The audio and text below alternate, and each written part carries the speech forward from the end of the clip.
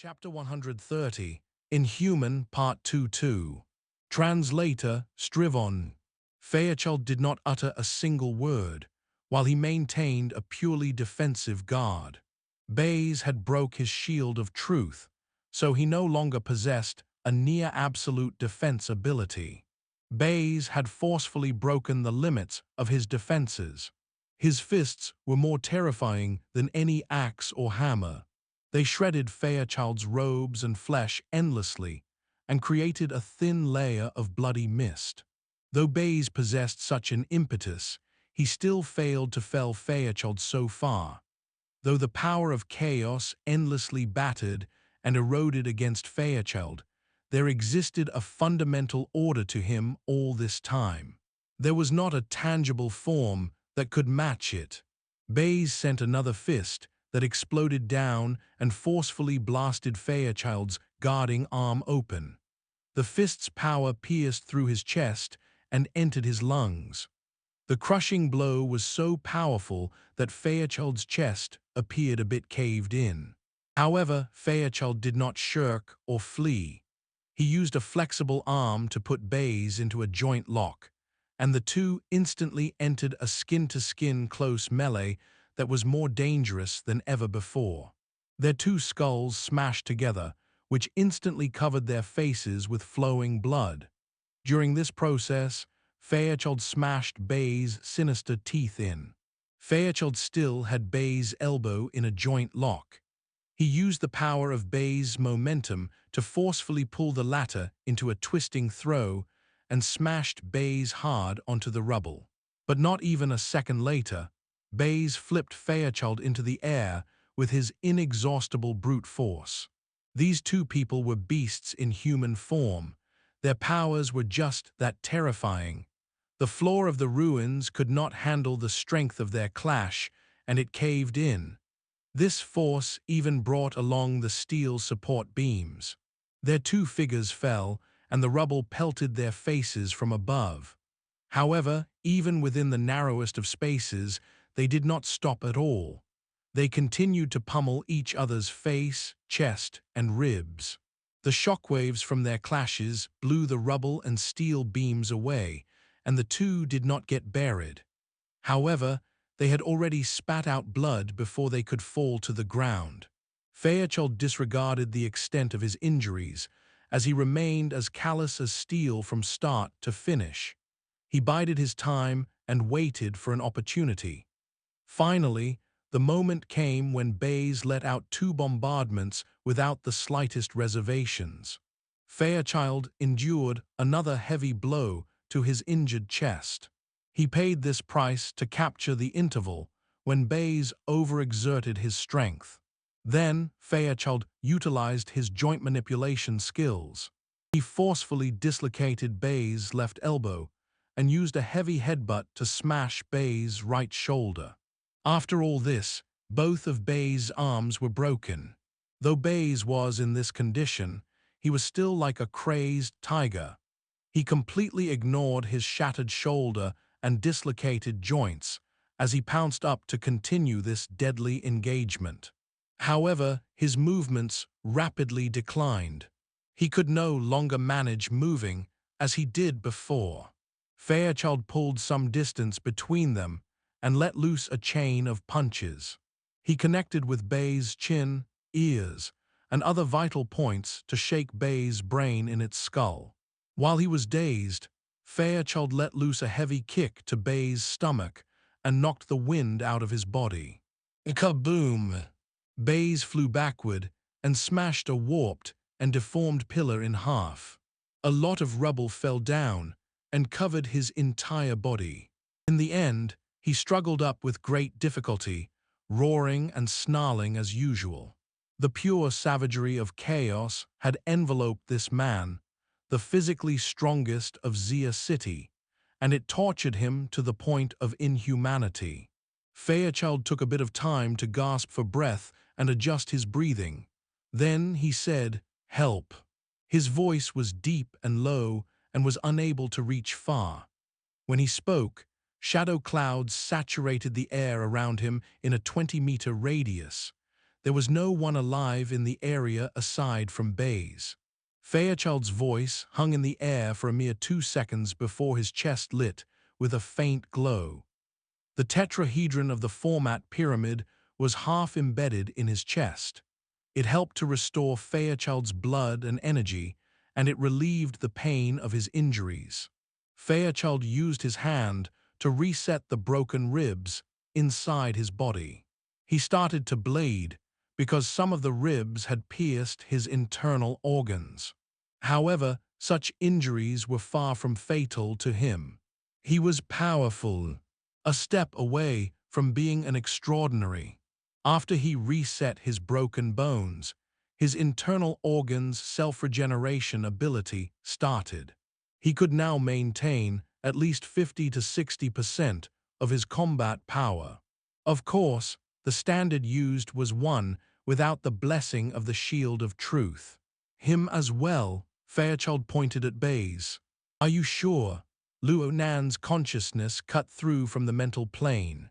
Just now, Fairchild had used the impression of order he received from Luo Nan back when they had demonstrated their abilities to each other. This allowed them to make contact and also showed that Luo Nan's existence in the logic world was not a mystery to the powerful such as Fairchild. He can still be saved, Fairchild responded indifferently. I believe you can do it. Okari, all the pressure was tossed on Luo Nan in a mere sentence. Of course, Fairchild knew that his answer was unsatisfactory. He said in follow-up, within the Order of Xie City, there are a few members with promise aside from An Weng. They are none other than him and Zheng Xiao. They need to be left with a bit of energy. That's right. Luo Nan had nearly forgotten, and he would have if Fairchild did not mention it. Fairchild was a member of the Order of Justice, though he was an executioner of the truth side, and was incompatible with the secular side like fire and water. He was a mad believer of the Order. The situation was disastrous, with the Order of Justice suffering heavy casualties. It was hard to figure out Fairchild's current feelings. However, when one thought about it, Fairchild was probably far from happy. What about An Weng's? Luo Nan's mind grew clear before he finished his words. Now was not the time to deliberate over, leaving them with a bit of energy. The shadow pillar rose endlessly. An Weng's plot and methods were abundantly clear. The demon in the background was far too powerful. It seemed that the scales of truth and the holy space together could truly allow An Weng to create a miracle and control the demon. When that happened, everyone in the logic world would be purged clean. You're overthinking it. Fairchild's response was simple. The battle between extraordinaries won't ever enter your hands. This big truth was quite normal, which made Luo Nan speechless. He silently sighed and no longer wasted time on words as he gave Baze the format pyramid blessing. Things did not go as smoothly for Baze as they did with Fairchild. The effects were not instantaneous, as this dark and muscular man's body was a gigantic mess inside. External and internal injuries were second to what was truly troublesome. His body had been forcefully injected with the chaos element. This was a rough exchange of power. It was simply like taking the chaotic nature of the human-faced arachnid and forcefully shoving it into the human body to replace all its functions. Just the fact that Baze had not exploded on the spot showed the incredible strength of his body. Knowing the cause was useless. After the series of crazed attacks, the chaotic nature had already fused deeply with Baze.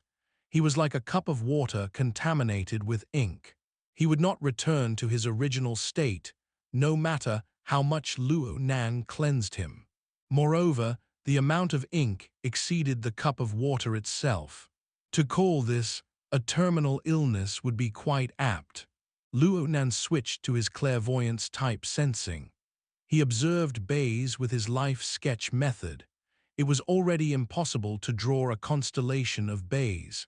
If Luo Nan had to draw, he could only make out the umbra of a dark cloud like that of the human-faced arachnid.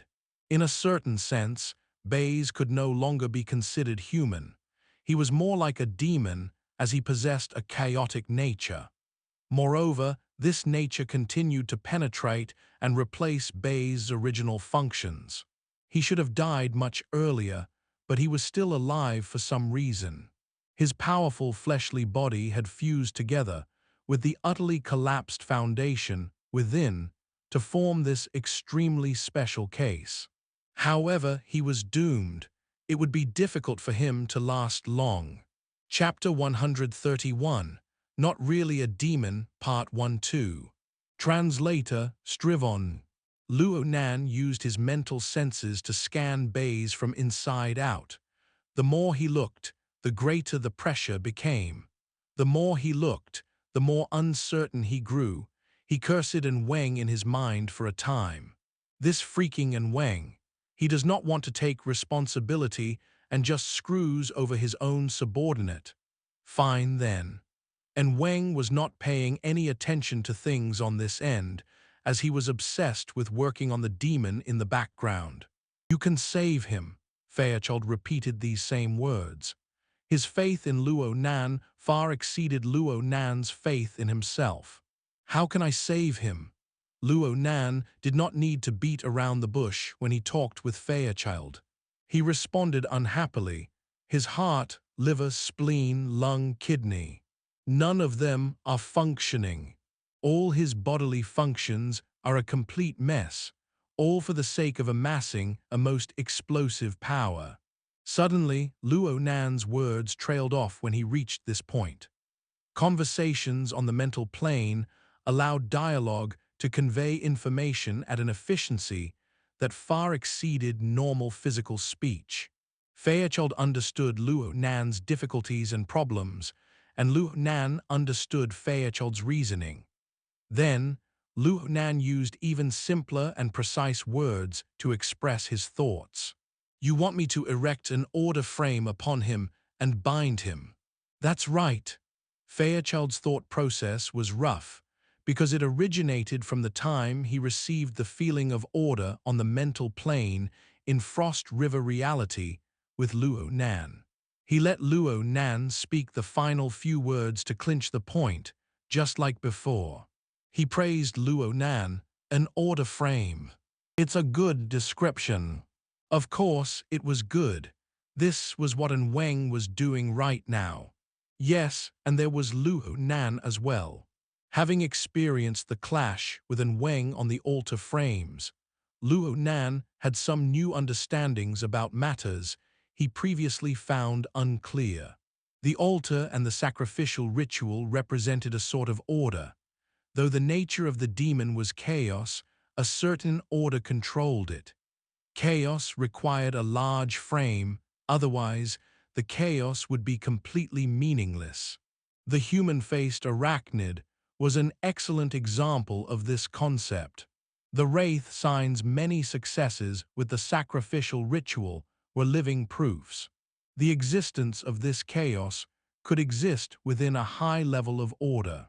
This was the only explanation for why a Darksider life form, which could only rely on instinct to move, could use highly efficient methods to make correct decisions most of the time. Right now, Baze was a demon in human form. Though there were parts that were a bit incongruous with this description, he was essentially no different from a demon. It was naturally very difficult to restore him to a human-like state. However, if the goal was just to maintain his current state, it was a step toward being feasible. Luo Nan mulled things over for a little bit and said, "If you don't mind him being in this state, perhaps I can keep him alive. However, his fundamental nature will be completely changed this way. Is there a point?" Fairchild gave a slight nod and looked down at the Baze that gasped for breath. This fellow's organs had long since twisted, which caused him immeasurable pain. Dirt and blood stained his dark face. His mouth was no exception, and he looked as hideous as a demon. Baze felt Fairchild's eyes on him, and locked gazes with half-bulging eyes. Then Baze's pupils dilated, as he was no longer able to focus them. He looked even more terrifying now. Moreover, the skin that bore this terrifying and hideous face rapidly turned dark and gray. Baze's ability to struggle was diminishing, and he grew stiffer and stiffer. It looked like the flames of his life could extinguish at any time. In regards to life, the nature of chaos was infinitely close to death. Conversely, if one possessed life, one's nature might not necessarily be of pure chaos. There would always be a glimmer of hope. "Go on then," Fairchild responded as such. Luo Nan ended the conversation, and the radiance of the format pyramid in Baze's chest grew brighter and brighter.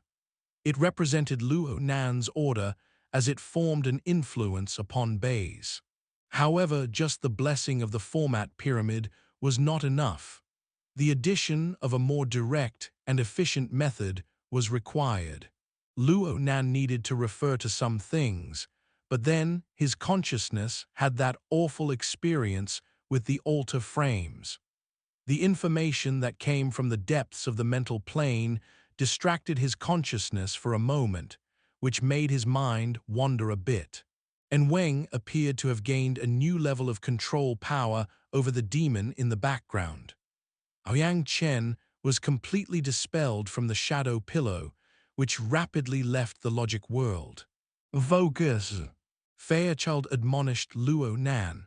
He meant that Luo Nan should not get involved, and he should not get close. Luo Nan understood what Fairchild meant. However, the altar frames were entangled. It was not something he could stay out of even if he wanted to. In fact, when Luo Nan exerted influence on Baze, his entanglement with An Weng floated once again to the surface. An Weng had not been paying attention to Baze. However, the chaotic nature that Luo Nan was dealing with when he erected the order frame was none other than the portion stripped from the demon that An Weng was trying to control. If Luo Nan were to trace back to the source of this chaos nature, he would not be able to avoid making contact with An Weng's scales of truth frame. Instantly, this hidden relationship poked out as clear as day. An Weng and Luo Nan met once again, but this was no happy chance meeting. It was the collision of two order frames on a higher level, a clash and a chase. Oh, there was also President Ouyang Chen. He had joined in on the fun with his mental senses.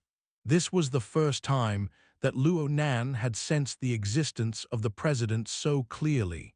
However, Ouyang Chen's existence soon turned fuzzy. This was because Ouyang Chen was further away.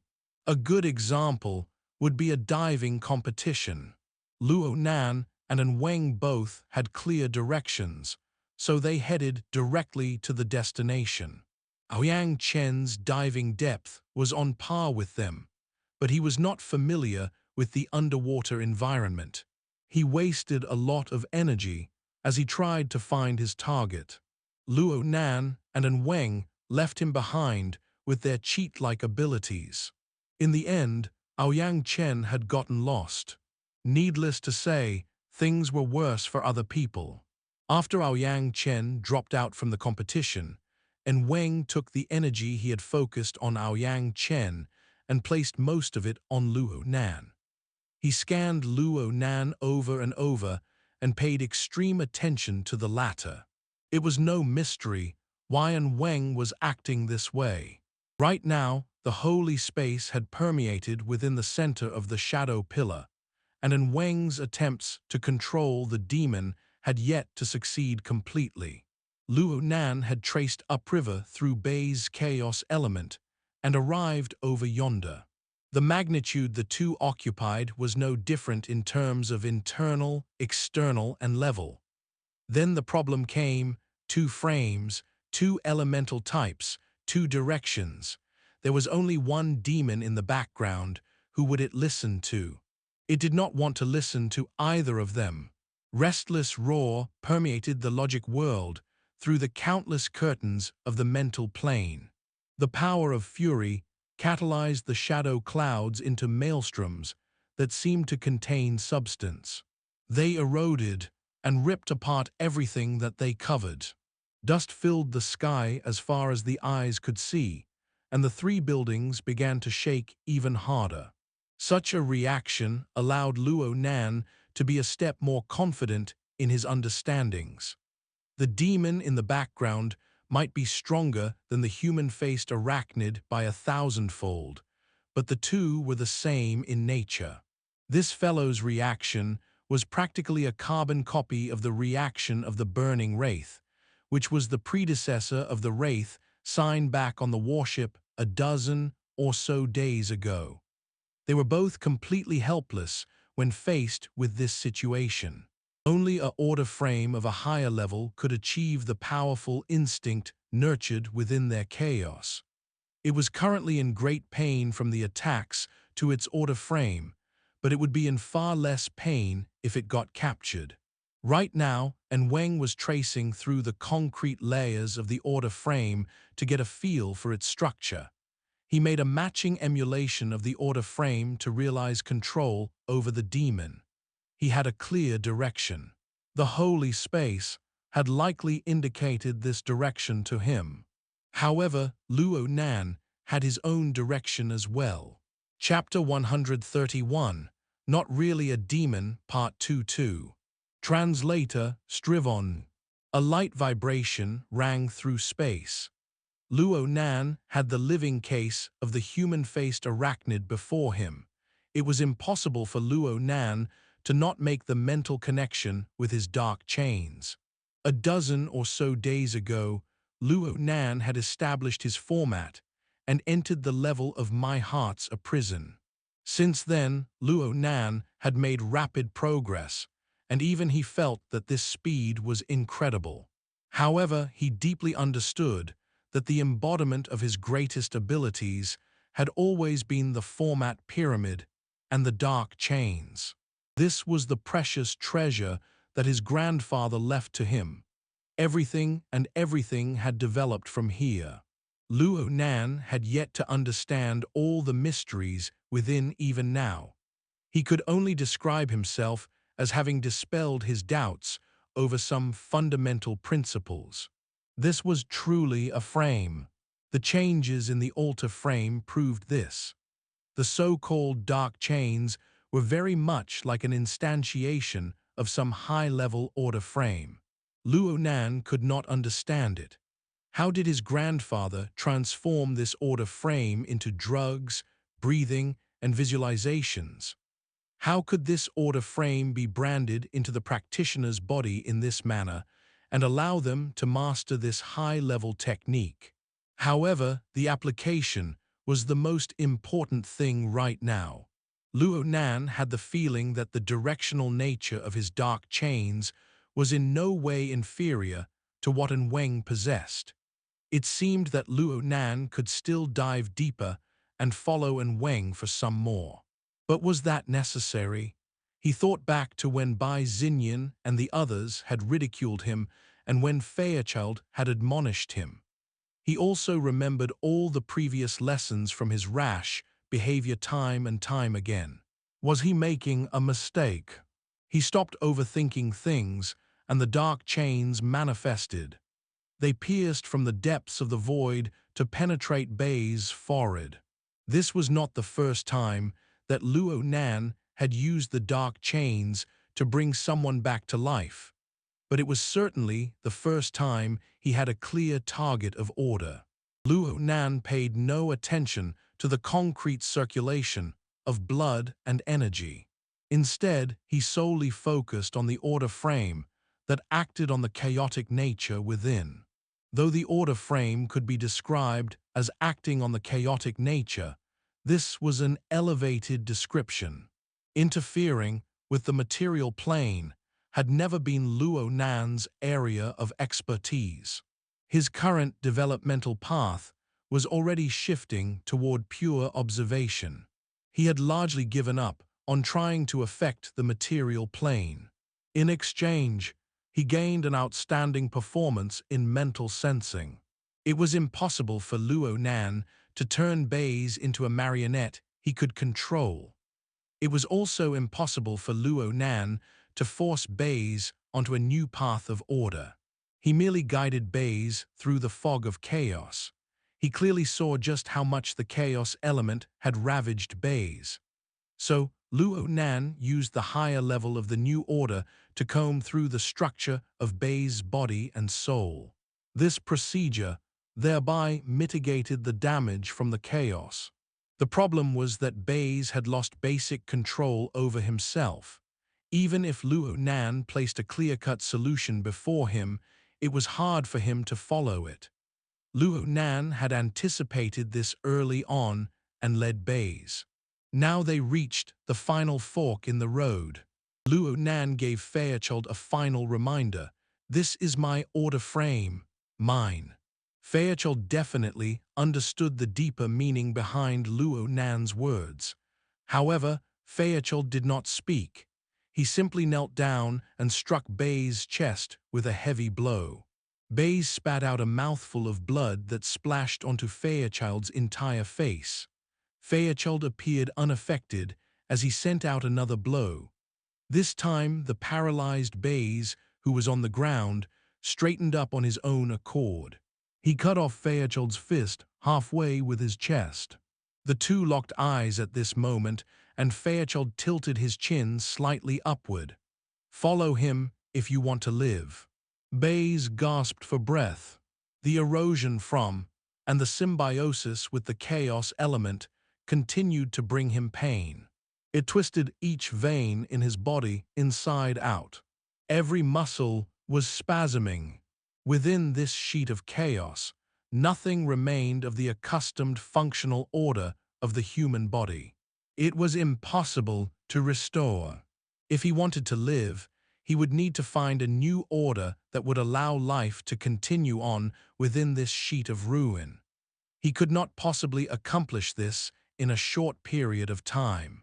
However, Luo Nan was demonstrating some possibility of life for him. Baze had no choice but to obey. He closed his eyes, and his breathing grew even more chaotic at first. Then his breathing suddenly broke off. It took a few seconds before he continued breathing again. And so this process repeated. At the same time, the muscles, bones, veins, and internal organs of his body were all squirming in a frenzy. They matched his breathing tempo. This repeated itself 5 times. That is, it failed 5 times before Baze roared crazily. The back of his head struck the floor of the ruins madly, and loud bangs rang out. His body was struggling and spasming like crazy. His veins were bulging all over his skin. This all formed an ugly and hideous scene. Seconds ticked by, and the shadow pillar spurred the dark clouds of turbid mist and ravaged the building layer by layer. Portions of the structure collapsed from time to time, and the large building grew all the more unstable. Some of the dark clouds of turbid mist came rolling in. Obviously, it could not harm Fairchild, and it could not do anything to Luo Nan. However, it was inexplicably attracted to Baze. It pounced on his body as he roared madly. It permeated in and out of his nostrils and mouth, as if some kind of exchange was taking place. Fairchild did not move at all. He calmly watched everything unfold. Gasp! Baze drew in an audible long breath. He exerted himself and breathed in all the mist that surrounded his body in 2 short seconds. He struggled in pain and swelled a bit. Suddenly, the size of his body was fixed. Then he fell paralyzed again on the ground and gasped for breath. His chest was clearly moving up and down, his breathing entering the rate of normal people. This represented that Baze had found a new life order within the chaos and disorder. Although this outcome might not be a satisfactory one, Baze opened his eyes, and his ice-cold eyes looked toward the night sky without focus. His malevolent and fierce intent was like a flame beneath a layer of ice. It was weak, but it existed tenaciously. Luo Nan knew that this Jude's gaze was directed toward him, but what could he do about it? An interesting change had appeared in the format pyramid structure. Baze's figure quietly appeared on the office worker level. This was the result of reconstructing Baze's body and soul structure according to order with the aid of the dark chains. Luo Nan had already stated this clearly to Fairchild by saying that this was his order frame. Fairchild had agreed tacitly, but Baze did not necessarily accept it. Fine, he was certain that Baze was seriously rejecting it. Luo Nan had placed Baze at the office worker level within the format pyramid, so he was under a binding power. Luo Nan did not have many examples of this, but he could make weak comparisons. The Wraith sign was in the technician level, and it was very obedient. Cat Eyes was in the student level, and she was unruly and obstinate. As for Baze on the office worker level, the dark chains suddenly shook with life. Baze's body suddenly convulsed within the rattling vibrations. A certain hook, which had long since warped and deformed, shattered with a bang. In an instant, obscure waves penetrated space and came over. This event shocked and startled Luo Nan, but he was in no position to cry out with his mind. He absolutely could not react in time. This was An Weng's consciousness, and it came slashing across space. It was like a long sword recently pulled out of the forge. It brought along an intense burning sensation. The hook was certainly the means An Weng used to control Archoblatum knights such as Baze. Even if An Weng had abandoned Baze, it was hard for An Weng to not be disturbed in the face of this change. However, An Weng's intense reaction was not as simple as that of losing a single Baze. Luo Nan had realized a control over Baze. He had erected a binding order upon Baze's chaotic nature. In a certain sense, this was tantamount to controlling a portion of the power of the demon in the background. Though An Weng had abandoned this portion, An Weng felt threatened. He could liken this to An Weng trying to control the mainland. An Weng's attempts had turned everything on its head, but he had yet to obtain his desired outcome. Luo Nan was to the side.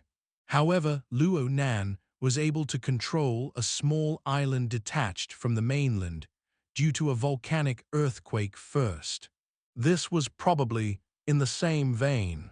Analogies could be used to describe reality, but they could not replace reality in the end. Luo Nan and An Weng's relationship were not that of an island and its mainland. There was not a vast body of water between them. There was not an ocean. There was only the distance of their senses, which was neither far nor near. It was far too dangerous. If Luo Nan was An Weng, he would have probably thought this. Moreover, there was another element that seeped into the fray. The dark chains rang with their rattle, ringing non-stop. Chapter 132, Perhaps of the Truth, Part 1-2. Translator, Strivon. Luo Nan had grown accustomed to the sound of the vibrating dark chains. Of course, this was just his interpretation. There were no sounds on the mental plane. There was just the corresponding energy and information. Before, the dark chains would spend most of their time hidden in the extreme depths of the mental plane. There was only a finite amount of time for outsiders to know of its existence. However, An Weng's current depth on the mental plane was in no way inferior to Luo Nan's. An Weng could sense the corresponding energy and information just as clearly. Yes, An Weng must have heard it. First there was Baze, then the vibrations came. It was unknown how An Weng interpreted this series of changes. However, Luo Nan had confirmed that An Weng paid extreme attention to these events. An Weng even temporarily halted his attempt to control the demon. The heart of the holy space, the cocoon of light, was astonishingly calm. All movements had ceased. In accordance, An Weng's thoughts cleaved over once again in Luo Nan's direction. As the person involved, Luo Nan felt the burning sensation of the red-hot longsword. However, Fairchild felt it as well. Withdraw your senses, don't provoke him. Fairchild's logical decision made Luo Nan speechless. However, Fairchild quickly recognized his mistake and frowned. He cast his gaze toward the shadow pillar which was pulling up and leaving the sky. No one was able to surmise An Weng's actions. As for the demon, though it was still wild, the chaotic energy and information it brought with it could be observed as background noise. This energy and information warped the depths of space, but was relatively easy to filter out. Because of this, things became much easier in an instant. For a time, all that remained was the faint ringing of the dark chains. The rung grew clearer and resonated more. Luo Nan felt a bit of pressure. He discovered that the source of the energy and information of the chain's cry seemed to come from more than one place, so it was not only himself. The dark chains shook within the warped depths of space and evoked a reverberation. The energy and information were transmitted in a form completely different to sound waves and the like. They were ethereal. If one wanted to trace back to the source, one could only analyze the energy and information layer by layer to find clues and differentiate the direction. Thinking about it, An Weng had discovered this point. So that was why he had stopped his previous actions. He wanted to lessen the disturbances. But no matter the strength of the interference, it was still far too difficult from Luo Nan's perspective. His analytical abilities were far from reaching this degree. Luo Nan was at a loss for a time. Hold on, I'm an idiot. Luo Nan cursed to himself. This cascaded series of unforeseen events had made his brain stupid.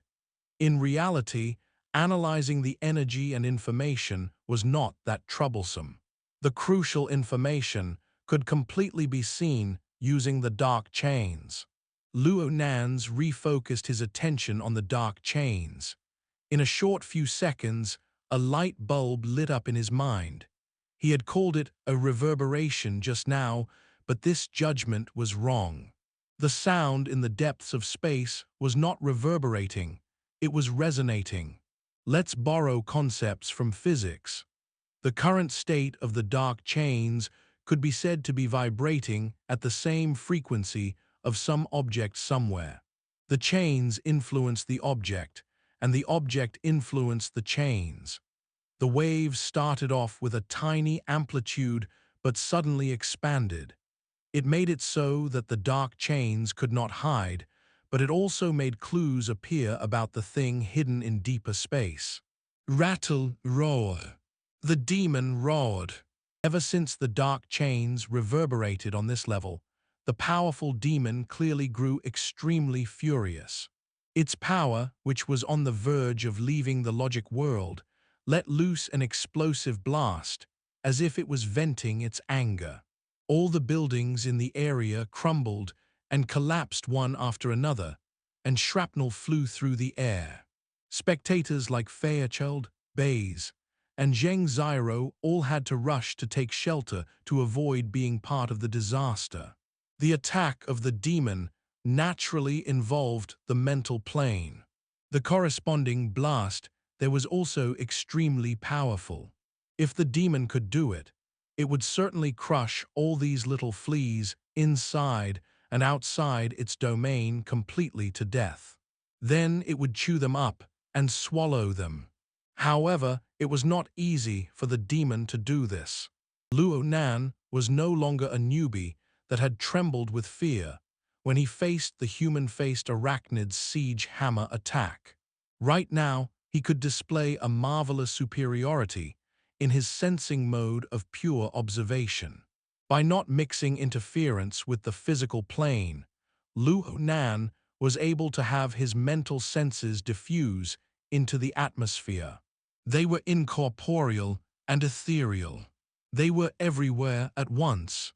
The demon's mental attack descended like a storm. Though it might have been warped and deformed for a time, the whiplash that Luo Nan received was minimal. He barely felt it. In this situation, it did not matter if the buildings of the logic world were destroyed or not. In the end, the logic world was nothing more than a paper-cut silhouette that stood between the virtual and reality. The biggest problem was, just how much could the logic world endure? As the demon's power continued to blast out, a clear shaking appeared within the night sky. The frequency of its corresponding ripples distorted with an upheaval. The power was enough to potentially cause the logic world to collapse. When the buildings collapsed, Fairchild and Baze moved agilely. The injuries did not affect them, and they were able to avoid being caught in the fallout quite easily. However, when Fairchild saw the ripples in the void, his expression changed a bit. "Withdraw," told Fairchild Luo Nan. However, neither Luo Nan or Baze moved. After the construction of the logic world, regardless of mental senses being able to enter at will, a living person whose body was on the material plane would not find it easy to leave the logic world. They would need to obtain the permission of Ouyang Chen, who built it, or they could forcefully break through the barrier of this space. This option would undoubtedly shake up the foundations of the logic world and rapidly lead to the world's collapse. This was exactly what the demon was doing. Normally, if Fairchild wanted to leave, he would send his greetings to Ouyang Chen and things would be fine. However, it was unknown just how much control Ouyang Chen had over his logic world right now. The degree of damage that the logic world had suffered already far exceeded its normal limits. It was like a scrapped machine. It did not matter how great its performance was in the past. Once the key parts were damaged, it would be extremely difficult to start it up anew. Alas, this point might not have been something Ouyang Chen had kept in mind when he started all this. Luo Nan did not respond to Fairchild's call. He did not retreat. It was not Luo Nan being disobedient. Rather, it was because Luo Nan did not dare. Fairchild viewed the limits of the material plane, whereas Luo Nan saw the mental plane becoming even more chaotic. In the material plane of the logic world, the warped structure of space was still usable. However, in the mental plane, this sort of crucial structure had already begun to collapse. Warped curtains hung from the material plane and locked out one after another. They disconnected from each other and fluttered with elasticity as they intertwined. They took the mental plane, especially its deep regions, and made it one tangled mess. Luo Nan really did not dare to venture in there. From his clairvoyance, he could see that the stability of the logic world had received irreversible damage from the demon's attacks.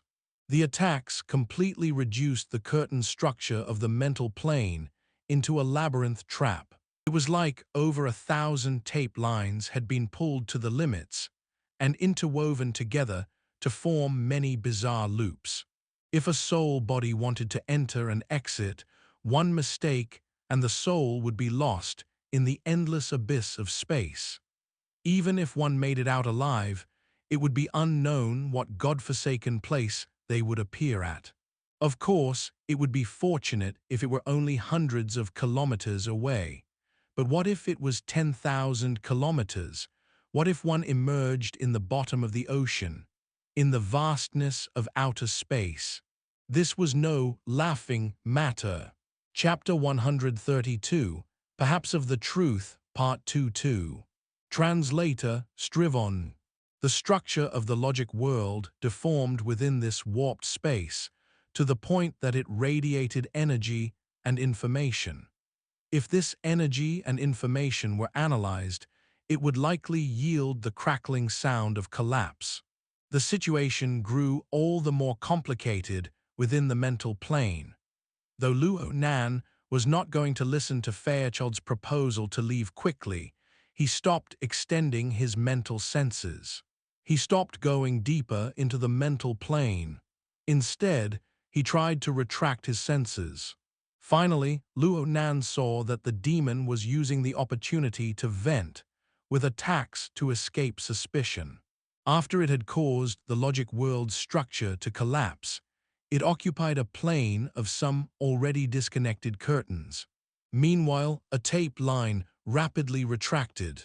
This curtain and this tape line, their relationship with the logic world had been severed then. It headed toward the depths of space. An Weng was forced to make a choice, as he had solely focused on Luo Nan. Actually, his choice did not matter. The demon's foundation of power had absorbed the cocoon of light and the heart. An Weng would certainly have to leave along with it. An Weng's focus, that was like a red-hot longsword, had left at last. Luo Nan could not help but relax a bit. However, he soon discovered that it was too early to relax. The demon had left, and Weng had left, but the familiar yet strange vibration grew clearer and clearer. It caused the dark chains to oscillate a bit more intensely than normal. The resonance still continued. The dark chains were being affected by the distant information. Even if Luo Nan deliberately pulled some distance to stay out of it, there existed a resonance-type relationship. As long as he remained in this plane, his consciousness would be attracted. There would always be a constant desire to approach it. Luo Nan's mind was in a bit of a trance. Some energy and information fragments were injected into his mind thanks to the attractive force. They turned into fuzzy images upon analysis.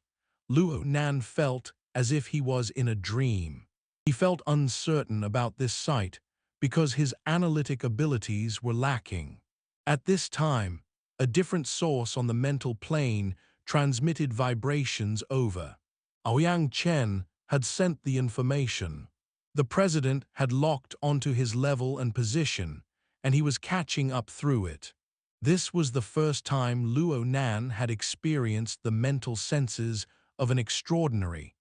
It miraculously lacked all pressure, and it only sent over pure information. Effective division of labor is more important than working overtime. Suddenly, Luo Nan's mind jolted before he could truly understand what was going on. He felt an astonishing storm being set off on the mental plane. It was an enormous force with an unclear source, and it came blasting across. The gale blew and light swayed. It covered an extremely vast range and level.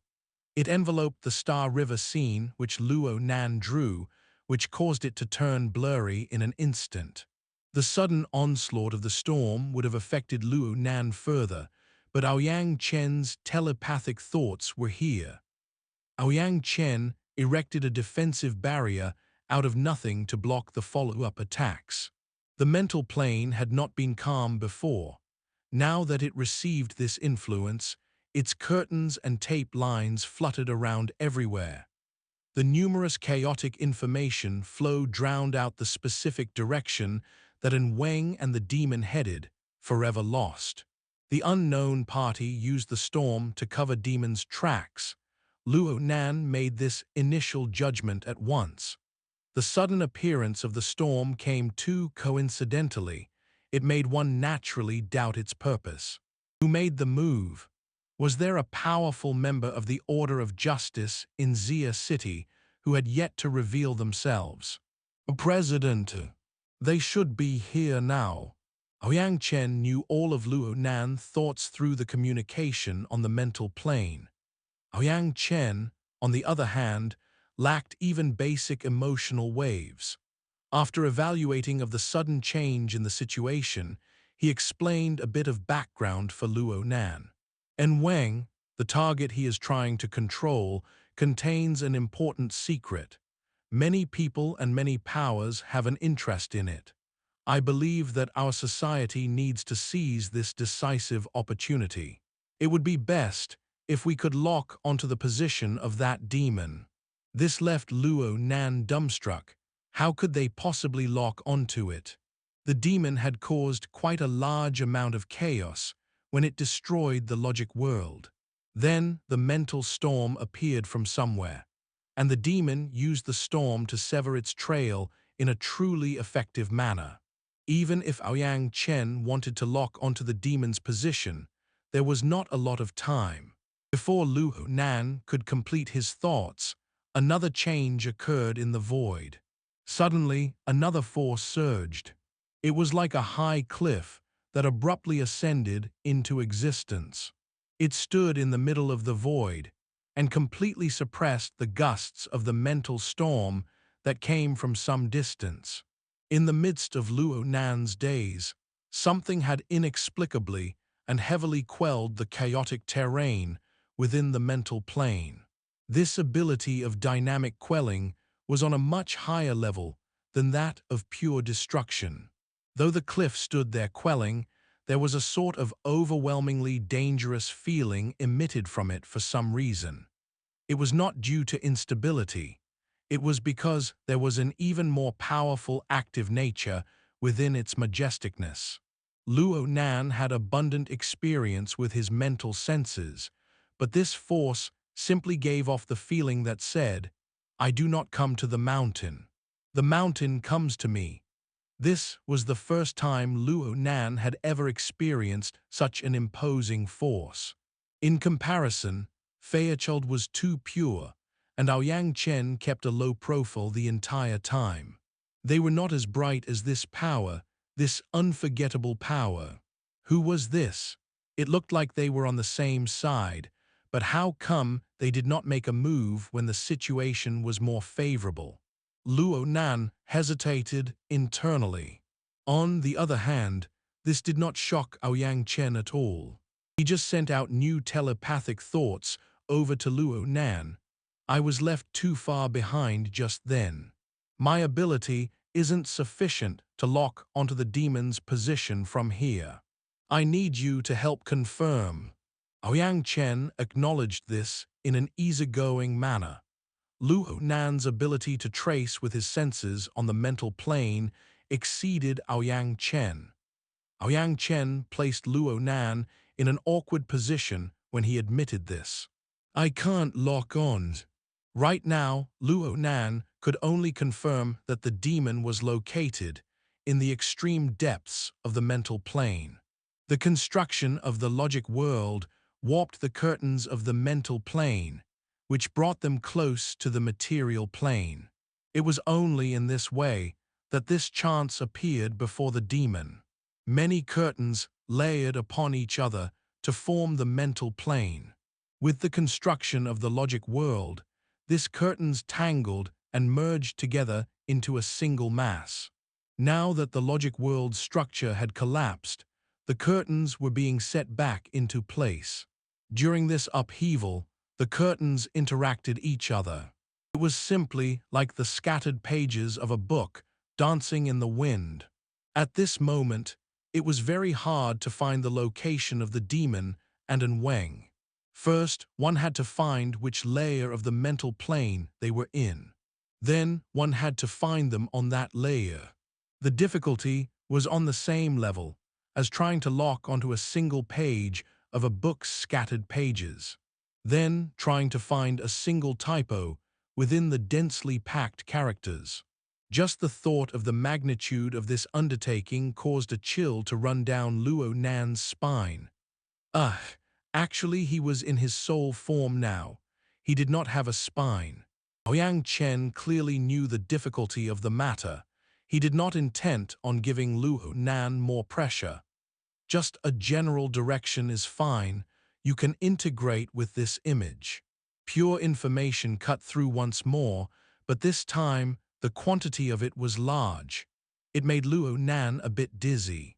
The information that came in was just as Ouyang Chen had described.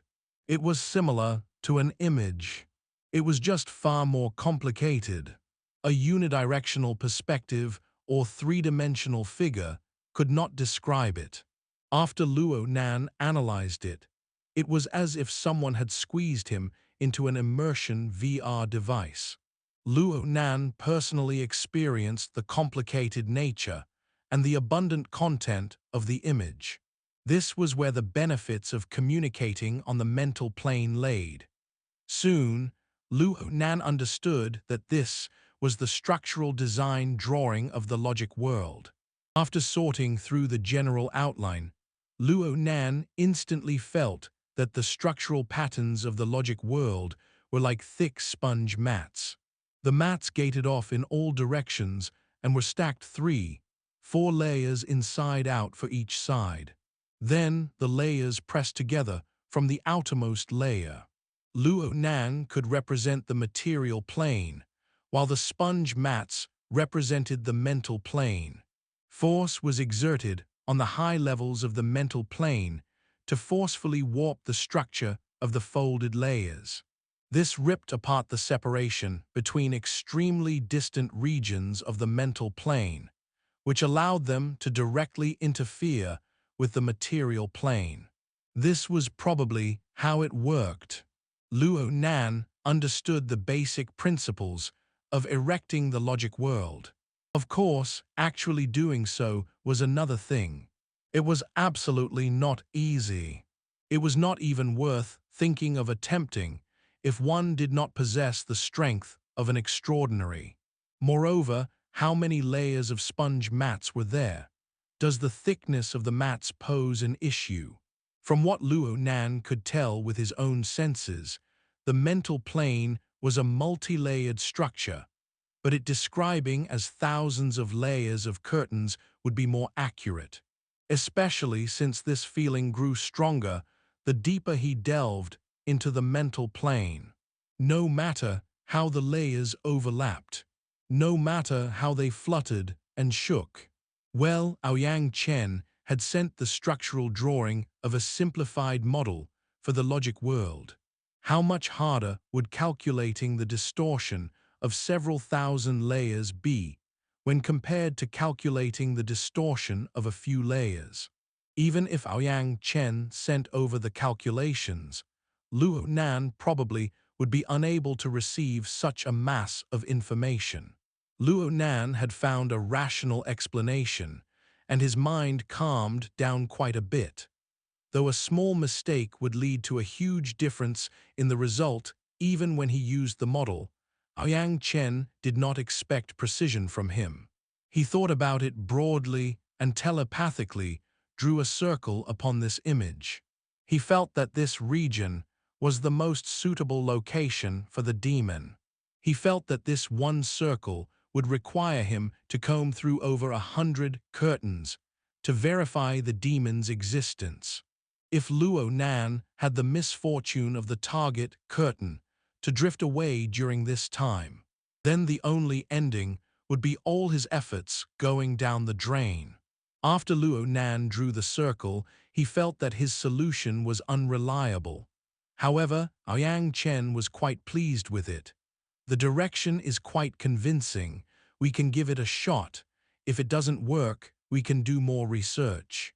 But when Luo Nan released this thought, the turmoil on the mental plane, which had lessened substantially, suddenly ignited once more.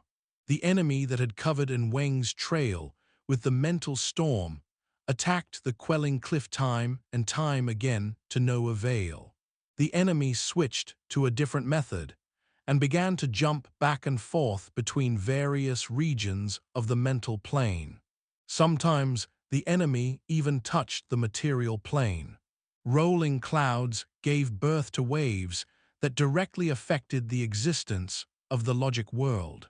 Everyone could tell that the complete collapse of the logic world was only a matter of time. Huang Chen stopped wasting time speaking and did not consult Luo Nan for his opinion anymore. He took the bit of strength that he used to protect Luo Nan's mental senses and made a subtle change. He took Luo Nan and his mental senses that had stirred up quite a bit of trouble tonight and expelled him from the logic world. By the time Luo Nan came back to reality, he had found his soul body floating in the area of the building complex in the real world. Unlike the smashed state of Frost River reality in the logic world, it was unscathed in reality. It shrunk into the cover of darkness. However, Luo Nan's Star River scene turned more and more confusing. It was only now that Luo Nan discovered the clash between the strong. It was not merely limited to the logic world. Their power possessed a penetrating and stable nature that was astonishing. They forcefully broke through the barrier of the logic world. The resulting shock waves passed onto this plane. Even though Luo Nan could not evoke enough power with his mental senses, the structure of his life sketches received real effects. The pressure was mounting. Without needing much thought, Luo Nan began to rapidly reduce his sensing range.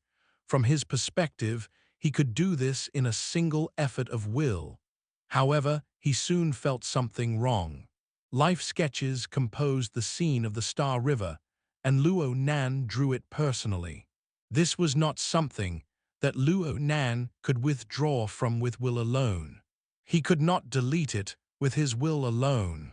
The corresponding information was already deeply engraved in his mind, and this caused Luo Nan to receive real influences himself. Energy and information exchanged on the mental plane. Expanding the range of one's mental senses did not come with any difficulties. However, the instant Luo Nan retracted his mental senses, he compressed complicated information. They swept over his soul body, whether it be his soul or his main body dozens of kilometers away. They all shook violently. Luo Nan was already familiar with this kind of feeling. Every time the altar frame completed a sacrificial ritual successfully, every time the wraith sign reaped some gains in a hunt, corresponding energy and information would always be fed back to Luo Nan. His soul was becoming stronger. When this happened, troubles always followed like a shadow following a body. This time, the troubles seemed to be even bigger than before. Before, the limits of his soul body's endurance had yet to be tested. This time, things were completely different. Before Luo Nan could retract the range of his senses by even a half, the feelings of swelling, rupturing, and dizziness magnified endlessly. A bad omen of a runaway effect appeared within the operation of the convergence of energy and information. There was something even more deadly as well. The clash between the strong on the mental plane was stuffing a bunch of useful and useless energy and information into the equation. His soul body had reached its limits. Or in other words, the operational structure of energy and information, also known as the soul configuration, had reached the cap of the amount of energy and information it could process. There was a great amount of information. The loss of control and the disorder caused the boundaries between information to blur and mix together. Which information was his self? Which information was his own consciousness? Which information was his surrounding insignificant memories and impressions? These things were all needed into one spot. They interfered with each other and affected each other. Soon, it seemed that his soul would stop working. No, that absolutely could not happen. Luo Nan knew that regardless of what happened next, he needed a buffer. He needed a way to discharge this flood. He could not think of anything else at this moment but the successes he had in the past. The external neuron. A lightning bolt cleaved through the sea of his mind, and Luo Nan's physical body sprung up in the vehicle. It fell back down again and began exhibiting death convulsions. The values of the medical monitoring instruments at the scene rose and fell sharply. The values did not go straight down. Instead, they bounced up and down and went off the charts. It was as if the instruments had entered strong magnetic field. The numbers they gave were no longer worth anything. Everyone was startled and baffled in the vehicle, be it by Xinyan, Zhang Yingying, Xue Lei, Red Fox, Cat Eyes, or Paper Cut. At the same time, a static sound rang in the ears of several members of the society. The psychic wave network, which had ceased to operate for a while, began to restore communications. Only the first wave of information transmitted over to them was bizarre. Within rustling noise, like the rise and fall of the tide, came two voices in sharp opposition. Thoughts transformed into callous words. The order will purge all who desecrate the holy entity. Then let's go to war. The response was leisurely and calm, as if the previous words were just a breeze blowing past the ear. However, the information within, along with the corresponding power and identity of the speaker, made the members of the society who had heard the messages look at each other in dismay. Then everybody cast their gazes near simultaneously on a single person. "What the hell is your boss doing?" Zhang Yingying spread her hands in a helpless shrug. It was rare to see her speechless. Chapter 133, Intermediary, Part 1-2. Translator, Strivon. Choo-choo, choo-choo. Xie Junping puckered his lips. His tongue sprung back and forth as he produced an alluring sound. What a pity. He had made a great blunder. He had forgotten to use a microphone. The actions of his mouth were bound to be useless. Luckily, the night vision camera in front was quite awesome. Colored light post-processed the dark green image. By the time it was transmitted to his eyes, the technology had nearly reconstructed the image perfectly. It was close to the real situation. He could see a little plump brown critter in the dim corner of the tree hole. It stood on its hind legs as its front paws shook. Sharp teeth ground against each other within its flat and round mouth. The creature looked nervous and alert. "That's right, be a good boy and come to Papa." Xie Junping's lips split into a grin as he subtly moved his joystick. Then he pressed a button. A spider-like bionic robotics platform finished locking onto the target. It shot out with a paralyzing needle. The brown critter visibly trembled for an instant before its upright body fell forward. "Bingo!" Xie Junping loudly yelled and pulled hard on his joystick to command the robotic spider. The spider dashed down the flight of stairs, and its forward limbs reached out. Its sharp tips caused visible blue-white sparks. "Brown-haired mouse. Let your papa love you properly." The stab was perfect. The stab had struck the target dead on before his eyes, but he had never expected the following to happen. The mouse's tail, which made up 2/3 of the length of its entire body, whipped out. It knocked the electrically charged forelimbs of the spider askew, without taking a hair of damage itself. Then its plump body shot straight up, and it clung to the wall of the tree house. It turned horizontally and traversed the wall with 5 or 6 steps like an acrobat. After that, it dropped to the ground and repeated a few vertical jumps, dodging the metal net the robotic spider shot. It went down the flight of stairs and disappeared past a corner in the blink of an eye. It caused a faint splashing sound as it jumped into the water. F*********************************************************************************************************************************************************************************************่neglected his facade of a respectful person in his anger. He nearly smashed his controller to the ground, and he smacked his head hard a few times, which caused his immersion helmet to ring out with muffled vibrations. There was not the time to be overly vexed. He yelled out, "Underwater view." Soon, the scene switched to an underwater area that was dark, cloudy, and murky. The automatically calibrated visual mode showed a relatively well-rendered scene, thanks to the high-end underwater camera.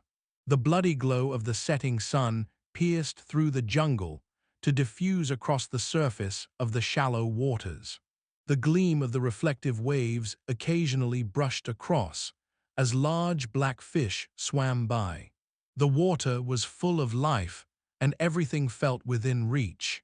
It was as if Xie Junping had personally entered the water. However, Xie Junping did not have the leisure to enjoy this underwater scene. He pushed his joystick forward, and a motor silently started up.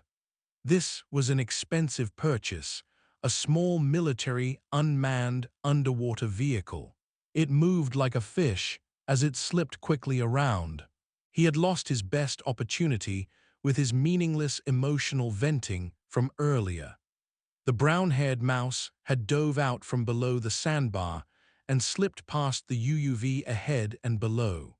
The brown-haired mouse had an unexpectedly great speed underwater. Xie Junping had already stopped talking. He grit his teeth as he activated the firing system. However, the target did something unexpected with its long tail.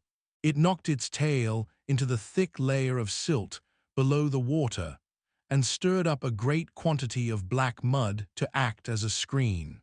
This action allowed it to escape from the firing system's lock-on. At this time, the robotic spider entered an autonomous mode and crashed into the water. This was an amphibious robot. Though it couldn't float on the surface, it could tread on the bottom of the water and chase slowly ahead. This looks to be more effective. Xie Junping rushed to switch the control modes, but could he do so in time? In the end, he simply said through gritted teeth, "Telepathic control mode." He immediately went to control the simpler machine, the small UUV. He combined the telepathic controls with the automatic cruising function, which let the UUV travel back and forth in the rubble.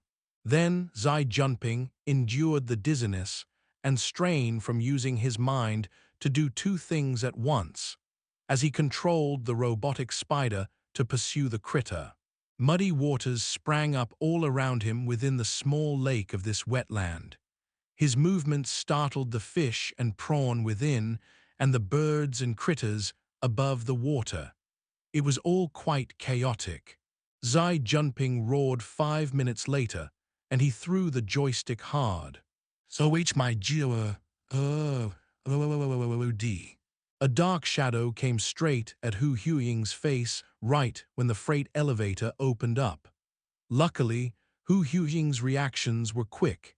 He dodged to the side, and the unidentified flying object swept past his ear. Then it smashed into the elevators in a wall behind him. He Yueyin's scalp went numb when he heard the volume of noise the joystick made. He opened his mouth and wanted to curse at Xie Junping, but saw that Xie Junping was wearing a helmet. He saw Xie Junping try to pull off his helmet in a flustered and exasperated manner. This fellow nearly broke his own neck due to his heated mood. He Yueyin rolled his eyes. He did not scold Xie Junping, but he did not go help. He just crossed his arms over his chest and watched Xie Junping struggle. He Yueyin waited until Xie Junping took off his helmet and his other peripherals before mocking him. "Brother Ping, you're becoming more and more stingy now. Why don't you go to Frost River Reality? They have a full set of gear there. What's the point of using a joystick? I'm not playing games. I don't need a full set of gear. If you're not playing games, what are you playing? You won't understand. Xie Junping wanted to say something, but he hesitated. In the end, he just waved his hand with a helpless look. But there was a flame that burned within his eyes, which showed a will that had not weakened at all. He breathed a few times and calmed himself down. How goes the work with the societies? He Yueyin shrugged and replied, it seems that the Mystic Arts Research Society is really going to withdraw. They're going to transition to the next leadership ahead of time. Old Du wants to resign. I believe that we can take advantage of this situation. I heard that there has been a problem with their major financial backer. Their financial backer may be removing funds. Xie Junping frowned as he put down his helmet. He waved toward He Yueyin and indicated that they should not continue chatting in the central control room. They should go into the elevator and return to the surface. As they entered the elevator, Xie Junping sent the deformed multifunction joystick flying with a kick. This action showed that his mood had yet to completely calm down. The Rainbow Fund, backing the Construction Society, is certainly much more stable. And why does that matter? He Yueyin spread his hands in a shrug. I don't really see a difference. The main thing is the fact that our junior Nan has enemies everywhere. Li Zhucheng of the Construction Society is a pain, and He Yueyin of the Mystic Arts Research Society has yet to come out from the hospital. The kids of the Mystic Research Society are eager to start some action. They're getting ready for their revenge. From my perspective, it doesn't matter which of these societies Junior Nan joins. They're pretty much the same. What are Junior Nan's thoughts about this? Xie Junping did not immediately respond. The elevator door opened, and the two arrived at the tea room on the underground third floor of Gear. Xie Junping just chose a random recliner and threw himself on it. He just laid there without moving. He took a few breaths as he faced the sky. The sun had almost finished setting, as it released the last of its warmth for the day.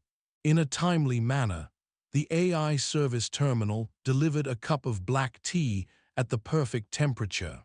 Xie Junping reached out to grab it, but he was lazy. He used his finger to hook onto the handle of the cup, and his eyeballs swiveled to look all around the room. The layout was the same and had not been frequented all this time. However, there were some subtle differences with this society building compared to 2 weeks ago. A dozen or days had passed, and he was the one who single-handedly managed things.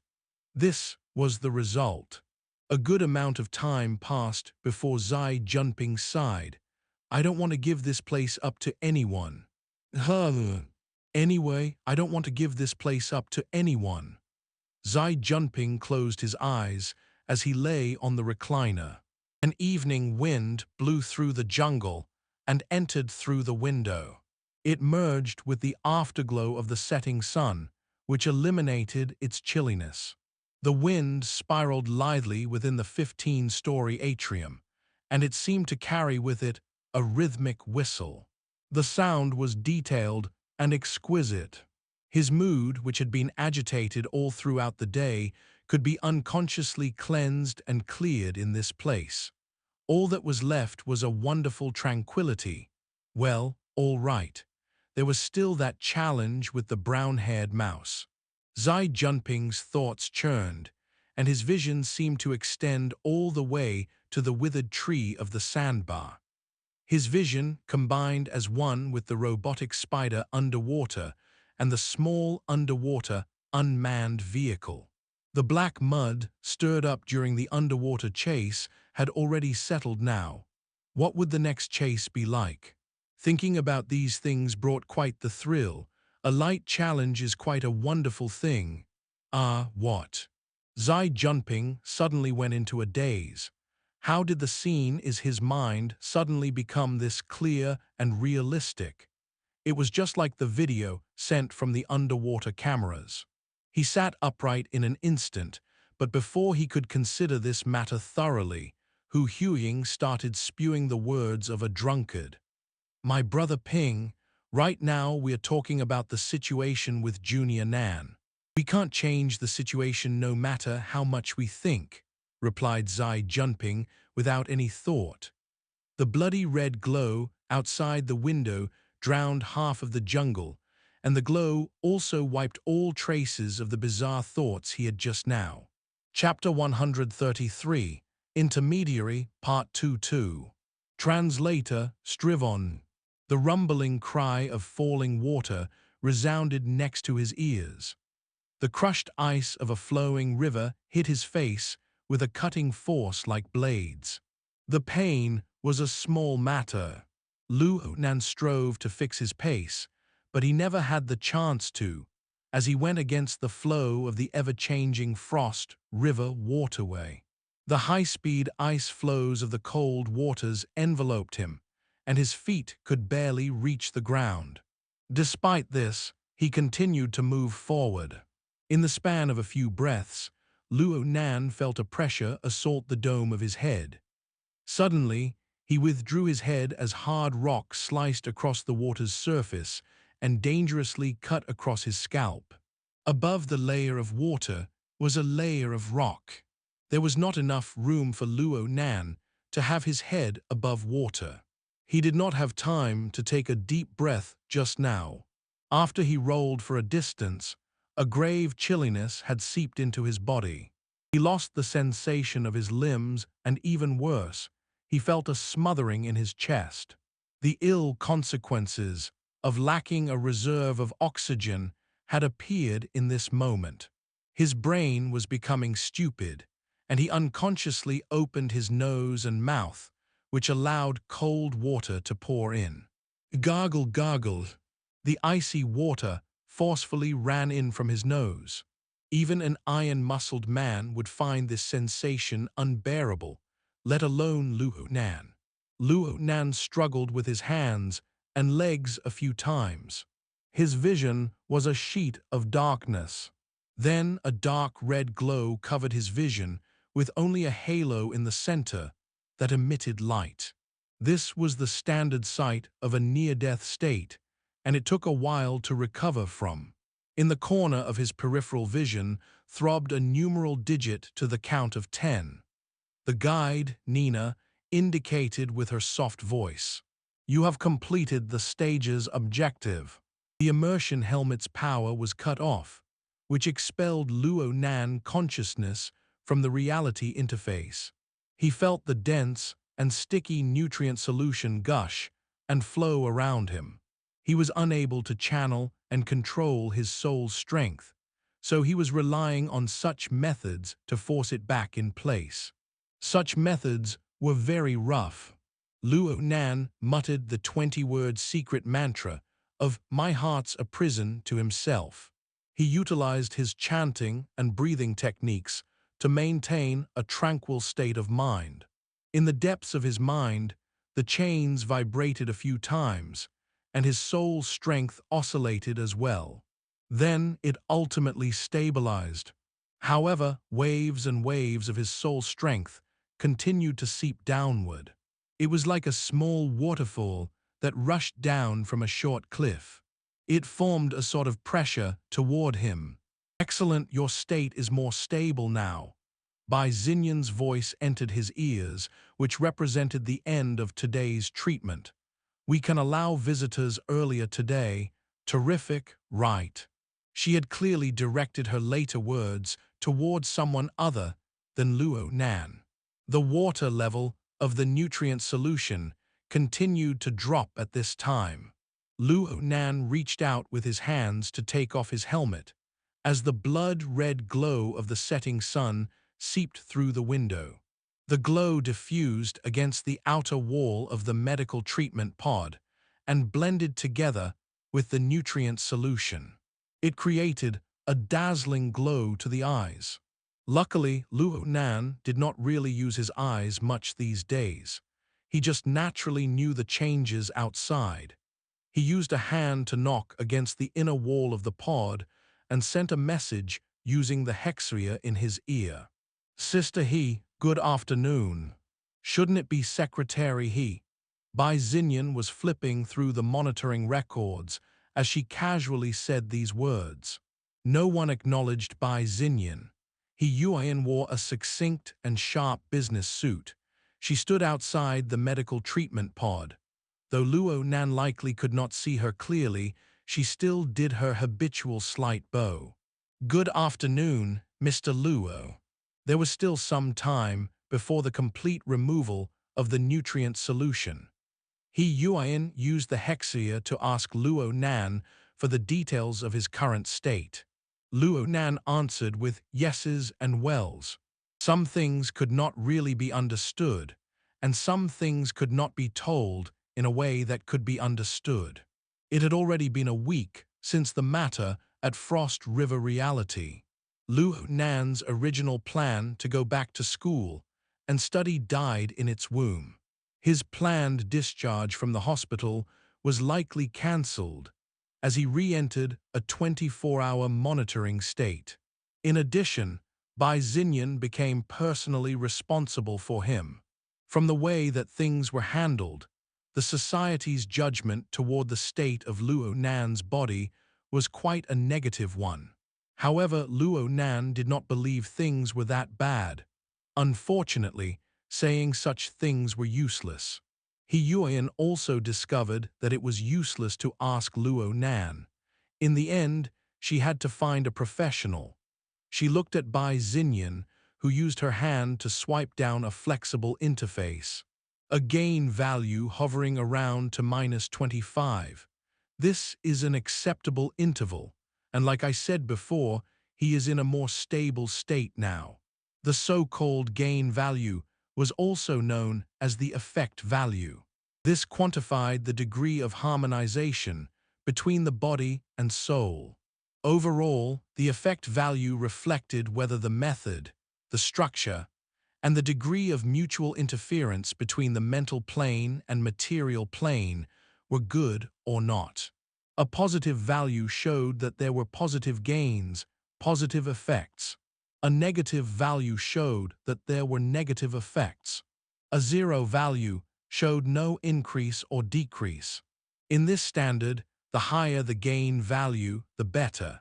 It was quite normal for a typical ability user in normal circumstances to have an increase or decrease of 1 or 2 points. Over 10 points was a bit abnormal.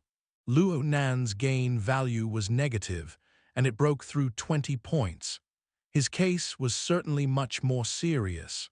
However, a normal person would typically have his gain value avalanche when they reached this degree. Luo Nan's gain value could still fluctuate up and down. It showed that he was relatively stable. How stable is he? As long as there aren't any particularly intensive fluctuations in his emotions, as long as he doesn't do any intense exercise, and as long as he takes great care, he can still live a normal life without any issues. Actually, there's no point in being overly cautious. Being active, resting, and maintaining a good mood is better than anything else. I mean, I can't really stop him if he finds a beauty to roll in the hay with. As long as he's happy, you know. Luo Nan had just opened the medical treatment pod and heard up to this point. He was speechless for a time. In any case, he and Bai Xinyan were in frequent contact over these past few days. They had a relatively good understanding of each other's personalities, so Luo Nan was a bit hardened to such things. He could only pretend that he had not heard anything, as he looked down to find clothes to wear. He Yueyin looked to the side and glared at Bai Xinyan with an eye. Bai Xinyan's smile remained just as before. Luo Nan had come in and out of the medical treatment pod over the course of the past few days. He had become accustomed to exposing his chest back, thighs, and so on. The thickness of his figurative skin was growing. He put on the patient robes in the blink of an eye, which concluded today's session. He knew of his own situation. Right now, Luo Nan's interest was mostly placed elsewhere. How's the situation outside? The order of justice hasn't dispatched people over, right? He Yueyin did not answer. Instead, it was Bai Xinyan who freely spoke. You're not even placing such importance on your own injuries. It looks like you're hoping that things are going to get big. So Bai Xinyan simply took matters into her own hands and gave Luo Nan a lesson. Look, student Luo Nan. The battle at Frost River Reality. The scramble over some object. The number of casualties. You need to know that it's all meaningless. Right now, everyone's focus is on the Martial Empress becoming an extraordinary. Her might can counterbalance the Order of Justice's Archoblatum, summoned holy entity. This is more critical than anything else. Extraordinary. Luo Nan recalled the final stage of the clash that night. Two powerful forces shook and throbbed back and forth in their fierce battle across space. Even if most of the battle occurred on the mental plane, the powers had occasionally gushed into the material plane and had smashed the logic world into bits and pieces. He only found out later on that the person who had intervened and covered An Weng's trail was the Archoblatum of the Order of Justice. The Archoblatum had borrowed the power of the scales of truth to do so. The other person who had intervened was Zhang Yingying's boss. She was a legendary woman known as the Martial Empress. It is impossible to overestimate the significance of an extraordinary. Bai Xinyan explained in deeper detail. Within any one of the powers across the globe, the extraordinaries are the symbols of power and law. In recent years, the three individuals, Aoyang Chen, the Martial Empress Yu Lao, form the iron triangle of the society. They are the foundation that stabilize the society within Xie City. Of the three of them, two have become extraordinaries, causing a sharp increase in the society's influence in Xie City. The society's power is certainly worthy of debate. On the other hand, Quantum Corporation made Lowe's angels their own. It has become a capitalistic paradise, while the Order of Justice has made Edmonton a holy kingdom. But upon closer inspection, one power is a company that clearly chases after the maximization of gains. The other power is an order with clear-cut doctrines. What does the society bring to the table? A way of life. Or perhaps the society borrows a shell that is used in a different direction. Bai Xinyan paused slightly, and her pupils swiveled to face He Yueyin. I heard that General He is interested in running for mayor of Xie City after retiring from the military. Is that right? Chapter 134, The Limits of the Fleshly Body, Part 1-2. Translator, Strivon. When Bai Xinyan said the words, General He, she most likely meant He Yueyin's father. He was a high-ranking officer of Xie City's coastal defense force. His name was He Buzheng. Speaking of which, He Buzheng was Crag Burst's old superior. He Buzheng was pretty low-key in the military, but he had a good reputation. But the person with the most power in the He family was He Yueyin's grandfather, Admiral He Chong. He was the brightest shining star out of all the officers during the Third War. He served as the highest commanding officer directly under the Star Alliance and commanded the Space Frontier Fleet. He was your typical military big shot and had retired for many years. He had countless old friends in the military, and he held a majestic status. He Buzheng was a rather commendable person. Alas, he was also in his father's shadow. Despite this, He Buzheng would hold a lot of promise if he really wanted to enter the political arena after retirement and become a candidate for the Xie city election. Of course, the political aspects involved were quite complex. The link between politics and the ability to use a society was already something outside Luo Nan's knowledge. He used his head to think a bit, and failed to grasp the main points completely. In the end, his throat began to itch, and he began to cough. He Yueyin had no interest in such topics from beginning to end. She acted like she was an outsider who had nothing to do with Bai Xinyan's topic. She saw Luo Nan coughing and brought a cup of water from the side. She casually and rationally switched the topic back to Luo Nan. The damage to Mr. Luo's nervous system hasn't worsened, right? Bai Xinyan chuckled as she swept her gaze across Luo Nan's face. Honestly speaking, it's hard for there to be a clear improvement. I've spent far too much time helping him control the growth rate of his soul's strength. The progress of his medical treatment is lagging behind greatly. We will need to increase our time together if this continues on. Student Luo Nan, are you sure you're not doing this on purpose? Luo Nan corrected her in earnest. Frost River Waterway is the one keeping me company all the time. In fact, there were no issues with Bai Xinyan's professional explanation. Luo Nan's biggest trouble right now was the out-of-control growth of his soul's strength. Drawing the life sketches, becoming cognizant of the order frames, the sacrificial hunts of the Wraith sign, and so on. These events had pushed his soul's strength to new heights time and time again.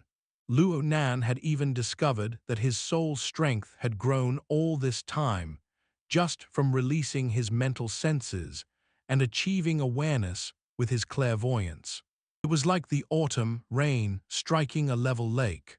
The rain was fine, but the lake had unknowingly risen to submerge the bridge that spanned it. It naturally caused the pressure toward his fleshly body to become bigger and bigger. To treat this problem, Bai Xinyan had used the treatment method that was the Frost River Waterway. This could be considered a cage therapy. It took Luo Nan's soul strength and confined it in a monotonous and repetitive environment. Then difficult challenges were presented one after another to exhaust his soul strength over and over. This method treated the symptoms but could not cure him. However, it was still possible for emergency treatment. The problem stemmed from the fact that there were 3 versions of the Frost River Waterway in total. One version was simplified for the public. It could be only used on an ordinary person. One version is the one Bai Xinyan brought out. It was suitable for ability users. This was the professional guide version that only an ability user could access. The last version was the grand full version that Luo Nan had accessed with the external neuron. The professional guide version was quite decent, but Luo Nan had experienced the full version that included the elite cultivation methods of the archetype format. As such, returning to such a castrated version made Luo Nan feel quite a loss from the differences. Additionally, Bai Xinyan was outside monitoring him during every run of the Frost River Waterway. The female doctorate was clearly involved with the research on the archetype format, so Luo Nan had always maintained vigilance, which made this week quite an arduous one for Luo Nan. Taking advantage of He Yueyin's presence, Luo Nan expressed his thoughts once more. Perhaps we can try to incorporate physical training. In the end, this is where the problem with my body and soul imbalance lies. Blindly exhausting my soul's strength and not strengthening my fleshly body. This is really restricting me. You have a way with words. Bai Xinyan pursed her lips into a smile, and the gleam in her eyes seemed to circulate around. She examined Luo Nan up and down once again. As a doctor, I certainly wish to have a treatment plan that can bring your case under permanent control. However, I need to emphasize the following. Any independent physical exercise you do will certainly involve volume. In your situation, it would be best if you didn't have any hopes. You think I'm going to wait for you and your research laboratory to modify me? Luo Nan didn't say this out loud, but displeasure filled his heart. Bai Xinyan's current treatment plan involved technological strengthening of Luo Nan's body from the inside out. Reportedly, the basic method was to use special nanomaterials to mold the relevant neurons and inner organs. Regeneration and damage occurred simultaneously, which rapidly increased the endurance and resilience of the fleshly body. Luo Nan did not especially reject this regeneration plan in the beginning. After all, Bai Xinyan worked at Clay Laboratory, the cutting-edge research organization of neurogeneration and neurostrengthening. Her academic advisor was none other than the principal investigator of the laboratory, Dr. Clay. He was the #1 authority in this field. However, after the matters at Frost River Reality, Luo Nan's vigilance toward Bai Xinyan grew heavier.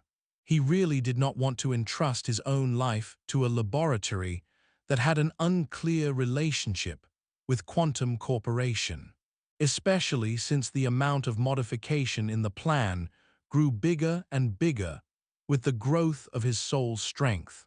His plan was no longer a simple case of neurogeneration. Even the man who had contacted Dr. Clay in the first place, Brother Octopus, was a bit unsure of this matter. Luo Nan did not hide his thoughts deep enough, as Bai Xinyan had seen through him in a single glance. It isn't rare for a patient to reject their doctor's treatment plan. It's actually a common occurrence when it comes to prescription medicine. In any case, we're not talking surgery here. Surgery would only make a big mess of things. Her slender fingers drew a circle near her temples. She was clearly suspecting that someone was being a moron. Luo Nan mumbled, "Then what is one's self-logic worth?" Oh, so student Luo Nan wants to discuss about treatment principles toward ability users. 10 Luo Nans tied together would not be a match for Bai Xinyan in terms of professional knowledge. Naturally, he did not argue with her. He just lowered his head in silence. Then, contrary to expectations, He Yueyin spoke. There has always been unknown variables with Mr. Luo during Dr. Clay's arrival, and even before the treatment plan was confirmed. A week ago, it was impossible for us to imagine that he would be in this situation. Bai Xinyan raised her eyebrows. That's true. Luo Nan opened his mouth. He could not tell if He Yueyin was helping him out or stabbing him in the back. He Yueyin did not give him much time to mull things over. She spoke directly to him, "Mr. Luo, I'm very happy to see that your condition has stabilized. As such, according to the training requirements of new members of the society has decided to arrange a series of general knowledge study tasks for you. These tasks aren't too intense or difficult, but they require a fixed amount of concentration. I hope you can do some good preparations."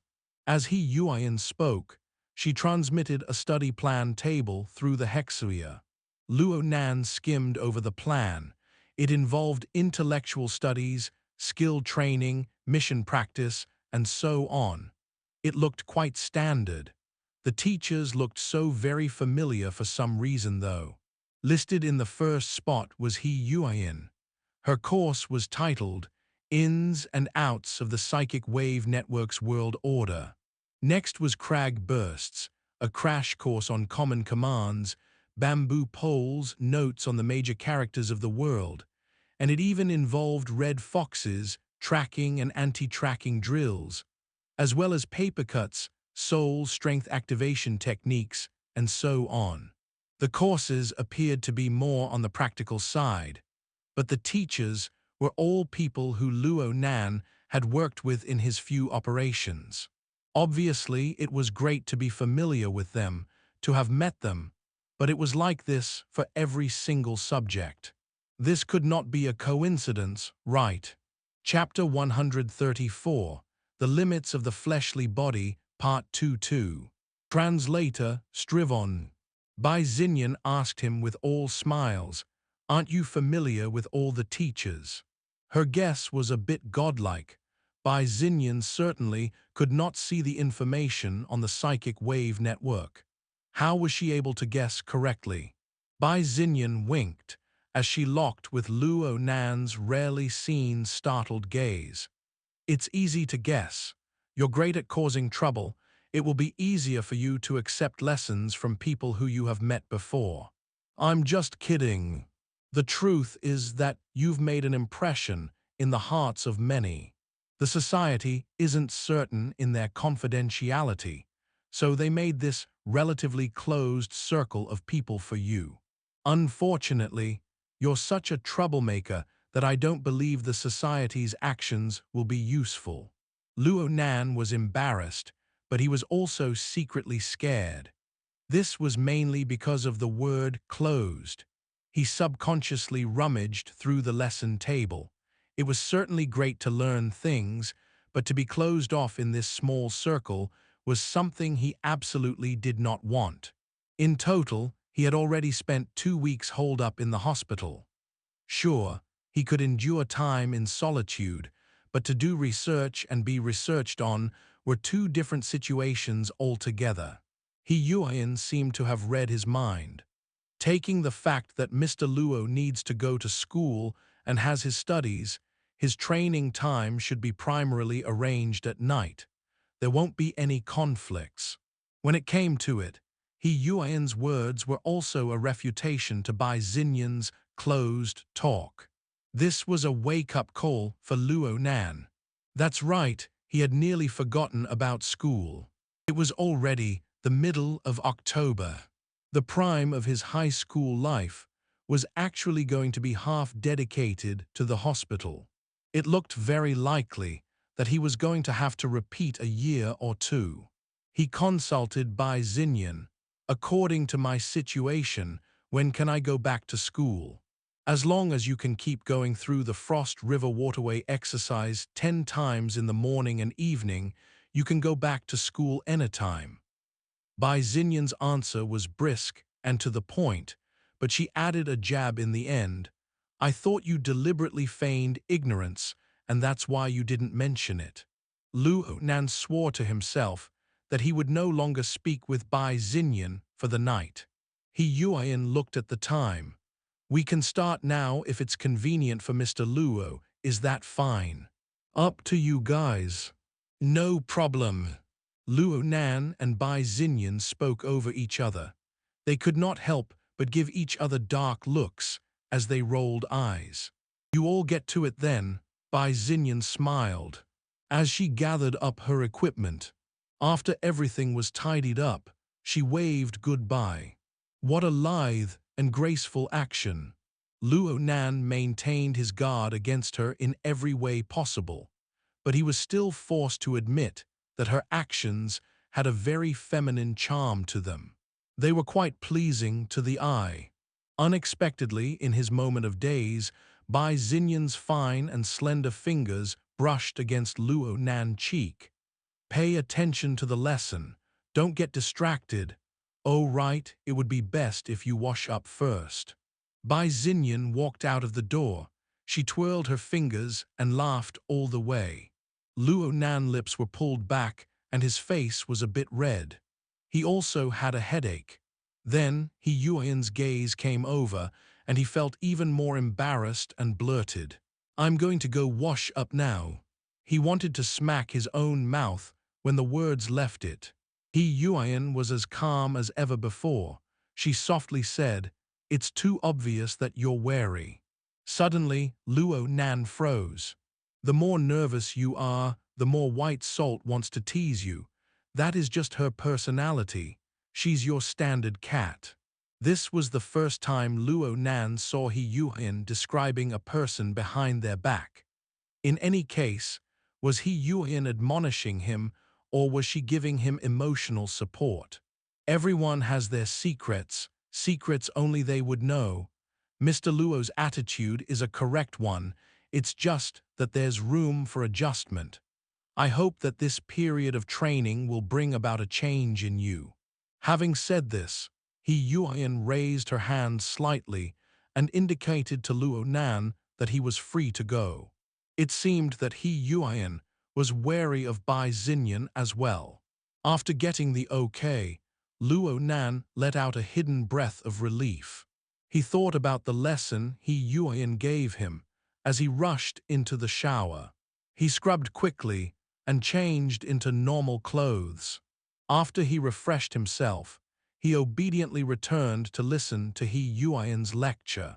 We will start with the applications of the Hexia, imparting knowledge covering the Hexia and psychic wave network was something that He Yueyin promised to do 2 weeks ago. Before, Luo Nan had only obtained some basic knowledge from Zhang Yingying. He Yueyin's course was far more complete and rigorous. It might not be as fun, but practically speaking, it was far more effective than a so-called happy education. As such, Luo Nan gained a clearer understanding of the 6 layers of communication with the Hexia in a short period of time. He also did some intensive exercises of functions commonly used by members of the society. Of course, this was far from He Yueyin's teaching objective. This was evident from the name of her course. It was quite a holistic topic. The Hexia and the psychic wave network were just starting points. He needed to get to the end of the course to be able to truly use them. He Yueyin's ability to grasp time was absolutely first class. The first lesson in the course took about 40 minutes, ending just when the family visitation time was about to begin. Luo Nan could see that tonight was quite a lively night as he looked through the communication screen. His aunt, Miss Luo Shuking, was a woman who nothing could deter.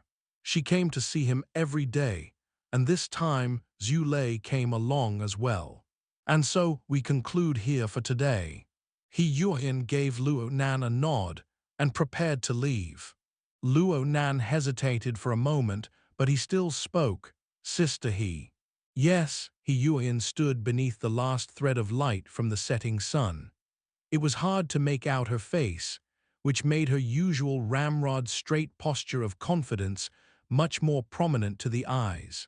Luo Nan had suddenly realized that He Yueyin was in a context outside of official business. He could not imagine it, but the words had already left his mouth, and retracting them would not be an easy thing to do.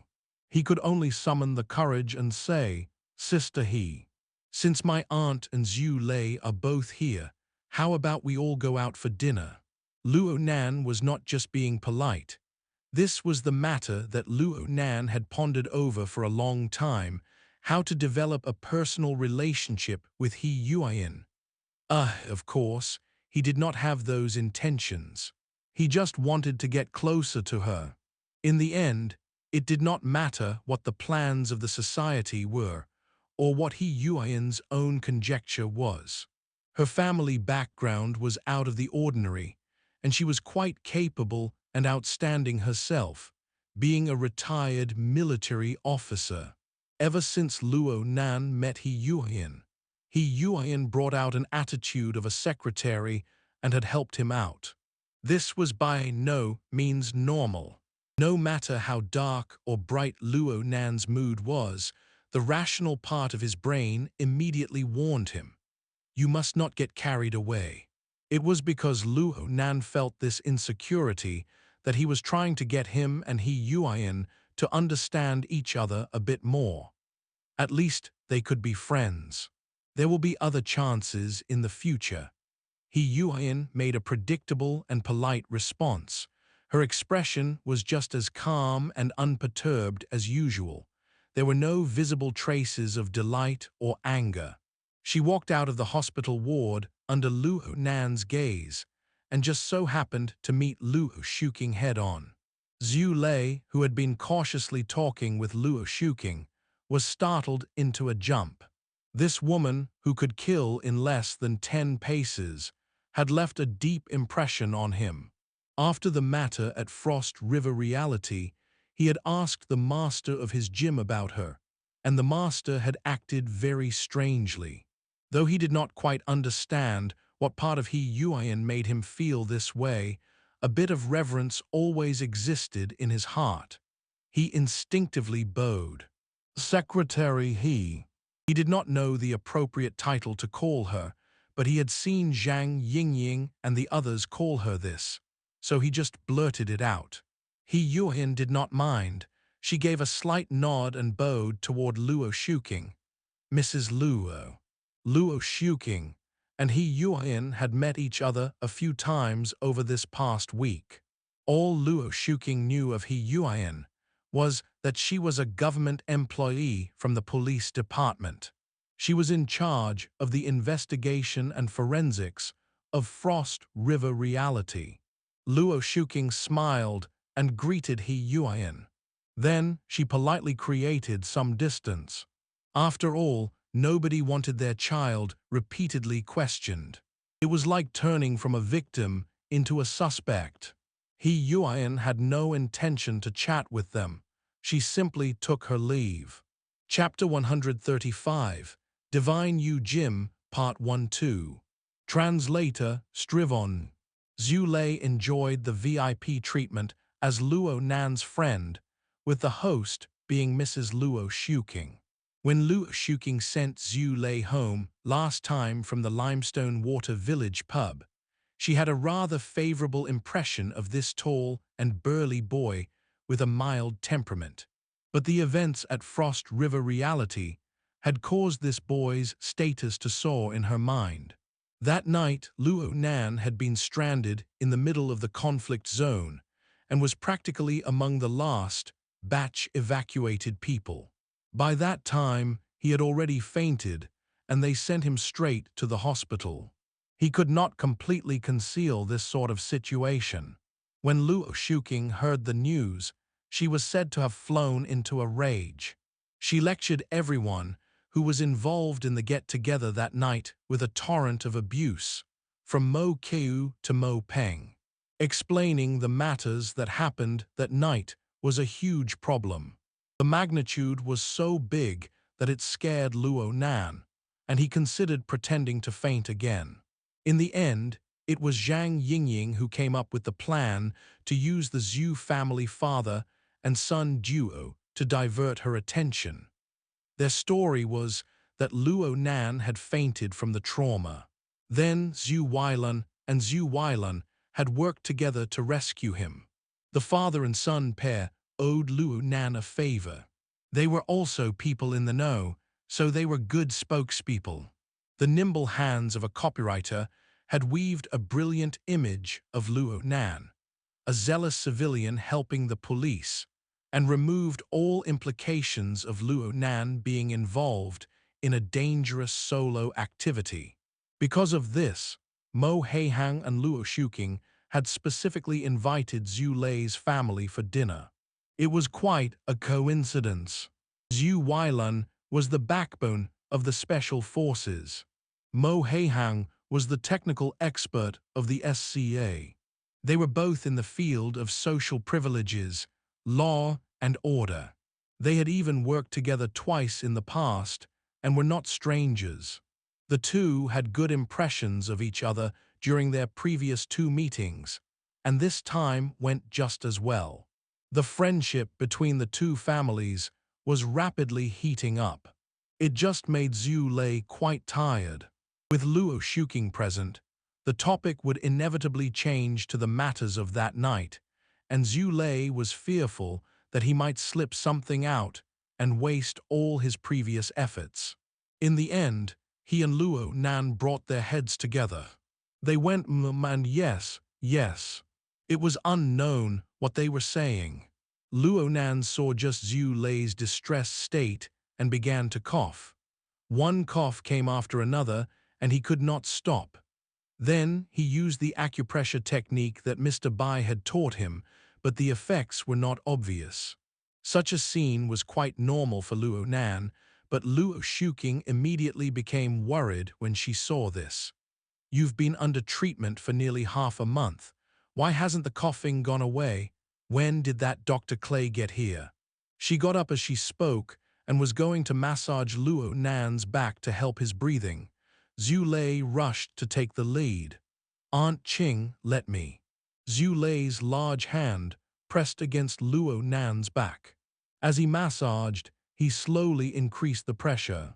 Luo Nan coughed, not from pain, but from a marvelous heat that permeated into his back and spread to his inner organs.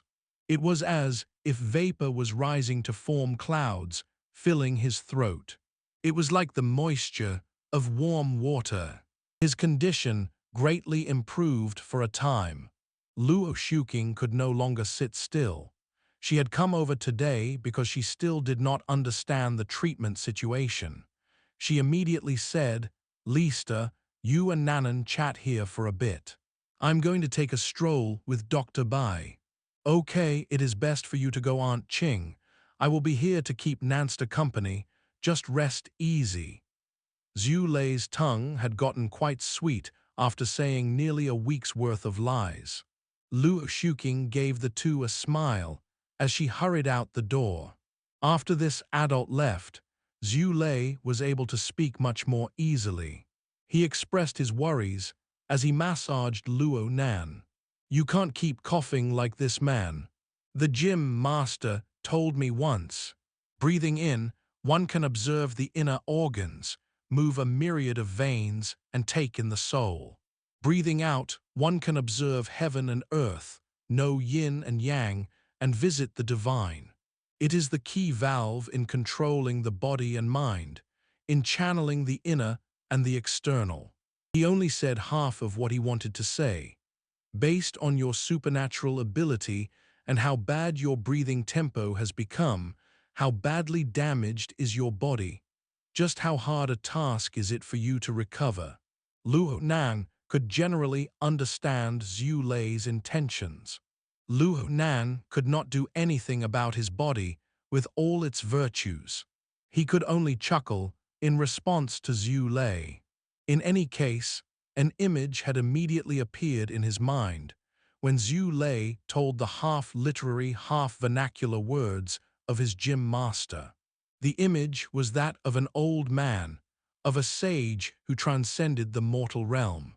As Xue Lei spoke, a thought he once had suddenly popped up again.